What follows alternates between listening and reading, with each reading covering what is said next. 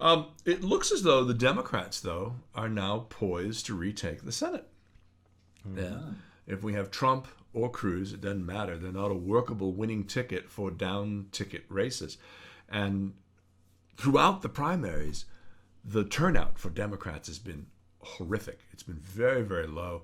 Not enough people involved. But on the Republican side, it's through the roof. I mean, they were talking about Michigan, where 25,000 people showed up in 2012. 250,000 people showed up for the Michigan primary. So they are inspiring a lot of people, and particularly people who've never voted for before. Now, if their candidate isn't selected, will they show up in November? How big will the turnout be, and what impact will it have?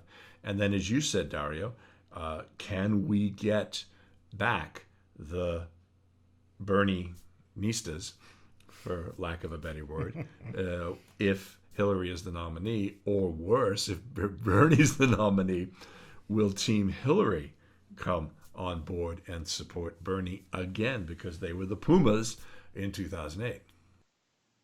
Yeah, it's a tough one. I mean, I think what you said about the Kasich-Rubio ticket or the other way around, that facing Hillary is a real problem for the Democrats. But I think, I would like to hope that if Bernie wins or Hillary wins, that sanity will prevail, and there will be. I mean, I think there will be a higher turnout if Bernie wins, because I think that there will be a kind of momentum around this political revolution. A lot of young people will come out, I think. But I think with Hillary, the problem is she's got a very, very strong, ardent core support. But I think a lot of people who are independents, you look at the polling, Bernie leads with independent voters, that they won't come out for Hillary.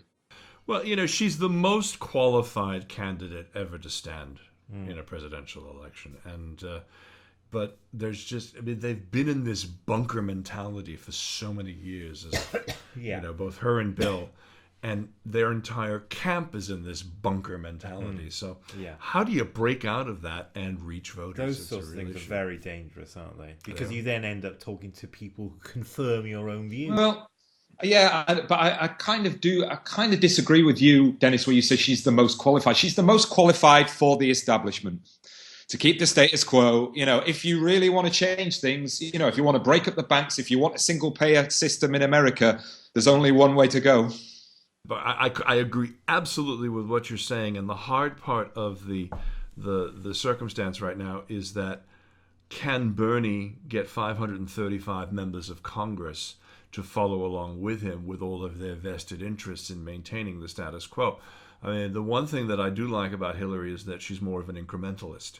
And that's important going forward, is that, you can't just all of a sudden throw everything out of the pram and start over. You've got to have a pathway there. She certainly won't do that, will she? Oh, I think she will, but I think it's a longer... She won't say she's going to do that beforehand. But she's not going to get money out of politics. She's not going to hold the banks to account in any way. So the idea of a kind of structural change, which will help the poorer, the lower middle class, and will actually bring taxes, let's say, from Wall Street, that's just not going to happen with Hillary. No.